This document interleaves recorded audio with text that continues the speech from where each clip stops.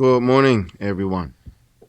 The Bermuda Progressive Labor Party, to the surprise of some, have endorsed the One Bermuda Alliance Commission of Inquiry into the report of the Auditor General on the Consolidated Fund of the Government of Bermuda for the financial years ending March 31st in 2010, 2011, and 2012. This inquiry has received our support because it is important that the truth be revealed, and if any wrongdoing has occurred, that the appropriate actions are taken. Our position is that anyone engaged in corruption, malfeasance, or insider dealing must be exposed, convicted, and punished to the full extent of the law, whether they are United Bermuda Party, Progressive Labor Party, or One Bermuda Alliance.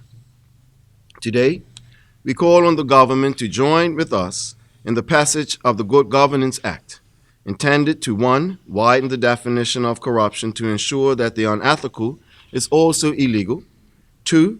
Create tougher sentences for cabinet ministers, members of parliament, civil servants, and private citizens convicted in engaging in corruption. 3. Introduce restrictions preventing government officials from profiting from insider information, connections, or ministerial activities after leaving political office. 4. Mandate full transparency and openness in political campaign finance, requiring all political donors and political donations to be reported and made available to the public. And 5. Legally mandate that all MPs and senators declare all financial interests, including trust, and provide information on any financial or non-financial benefit which may reasonably influence their actions.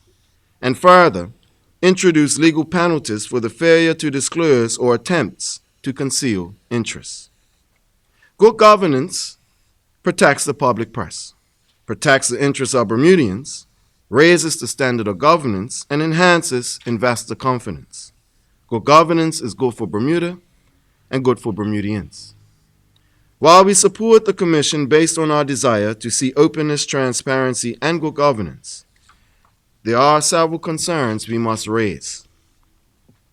The procedure preceding a commission of inquiry is normally that the Public Accounts Committee will look into a matter, following which a report is presented to the government, to which the government responds. This is then debated in the House of Assembly, after which, if deemed necessary, a commission is launched. Additionally, the 3-month time frame is neither fair nor realistic. This short time frame opens the Commission's findings to potential allegations of either a whitewash or a cover-up, depending on a person's individual bias. The nature of this Commission requires a thorough inquiry, and from our perspective, a time frame of 6 to 9 months is more realistic. Also of note is that in 1 week, the Premier was not interested in pursuing any investigation into this matter. However, the next week, he is moving forward with this inquiry. This sudden change is not only intriguing, but makes us question the intent of this inquiry from the perspective of the Premier. As we push for tougher penalties, greater openness and transparency, and a higher standard of governance through the passing of the Good Governance Act, we must keep in mind that there is unfinished business related to commissions of inquiry in Bermuda. Last year, the Progressive Labor Party, supported by the OBA's Suzanne Roberts Holshouser, voted to have a commission of inquiry into the seizure of land and the displacement of St. David's Islanders. A majority of members of Parliament voted for this commission of inquiry, representing the will of thousands of Bermudians. Yet the governor has refused to act on the will of the people's duly elected representatives. This is unacceptable, and we urge the government to act on this long-standing painful chapter in our history.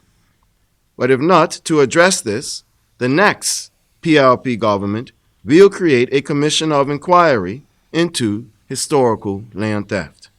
Additionally, with our desire to see a Bermuda that works in the best interests of all Bermudians, it can be expected that future commissions of inquiries will be carried out to investigate current governmental affairs, including Jetgate and the Watergate or waterfront fiasco. Rumors, innuendo, and allegations have plagued successive governments and must be addressed The guilty parties, if any, identified, exposed, and punished to the full extent of the law. The PLP's approach of broadening the definition of corruption, mandating greater openness and transparency, and implementing severe penalties for public officials convicted of corruption offenses will help to restore confidence that Bermuda has a zero tolerance for anyone who views the public press as their personal cookie jar. Thank you. You mentioned that it came as a surprise to some that you supported the call for the Commission of Inquiry. Why do you think that would come as a surprise when you have openly, it was the PLP that called for good governance legislation? Uh,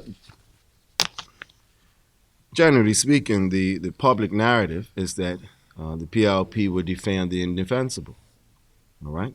In spite of the fact that we have been the only party who have taken a definitive stand on good governance over the last 3 years. And so I can expect persons to feel that they were shocked that we agreed with it initially, and we still agree with it. But we made the stand, we made the statement that we require clean hands and pure hearts in government. That's what we mean.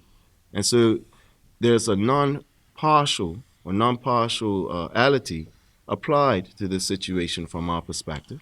And as I mentioned earlier, we welcome this, and we will also welcome additional commissions of inquiries in the future. Is this directly linked to your call for a cleaning of house within the PLP?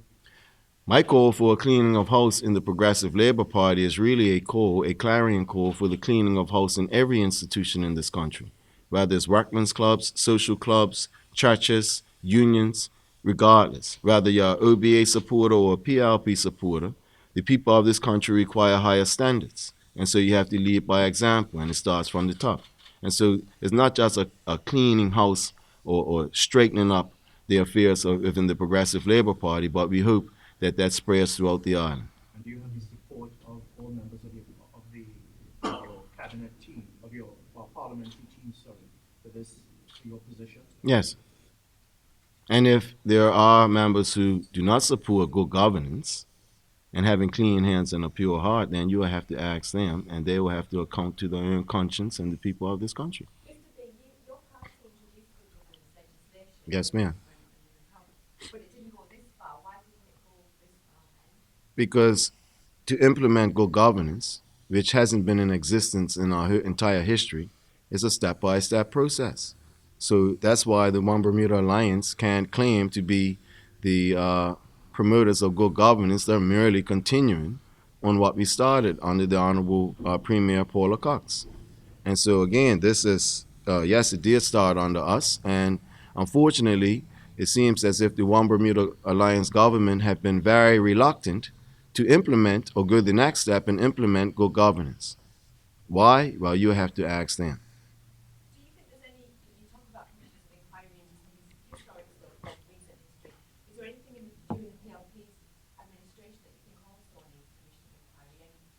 Any, scandals, expos? Ms. Strangeway, have you noticed that we have a commission of inquiry into the Special Auditor General's report? Anything else other than that? Unless it's raised by those with the ability to identify issues, then I'm not going to go and speculate. If you want to speculate, we can speculate right back to 1968. And do you think, do you think the commissioners should go back then, or do you think?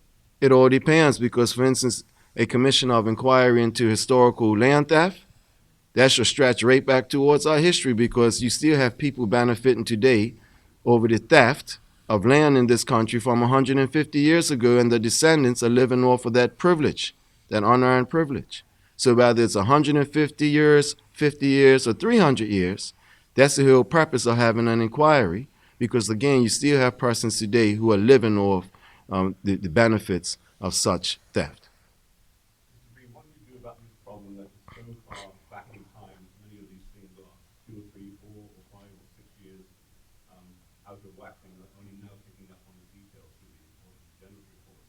What can you do about it? Well, that's why you have our deputy leader, who is the chairperson of the Public Accounts Committee, in addition to political commentators like former leader John Barrett, encouraging for more transparency and more accountability while activities are going on.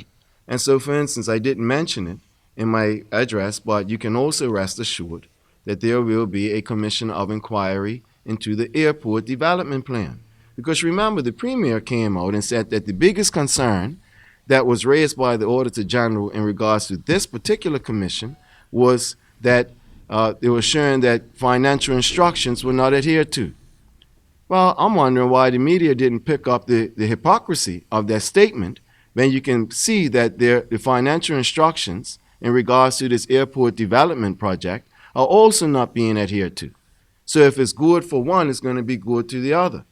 And so, yeah, I can understand why you have this delay in 4 to 5 years, because you have information that has to be gathered. There's a process, but we can be more accountable, and we have mechanisms already in place to ensure that accountability. And it's the Progressive Labor Party who has been driving that forward from the perspective of the Public Accounts Committee. And correction on that actually is that BM did approach the Premier and claims that the financial rules are not being adhered to the airport project, and the Premier quickly dispelled that, saying that he is assured that the Finance Minister is in fact doing so. Do you intend to raise that issue going forward? Did you follow up with additional questions to the Premier, or did you accept that? Yes, we did. Of course, we're going to follow up going forward. We will ensure we all got our eyes on the airport project. There are many factors that suggest that the airport project, even if the One Bermuda Alliance attempts to do so, will not come off the ground. But even if they did, it's a project that's going to take some years. And at any time, you can expect, if it's found clearly that financial instructions have been shirked, then you can expect us to take actions, and whether as the opposition and continue to oppose it, or as the new government, where we have to assess whether or not the project is a go or no go.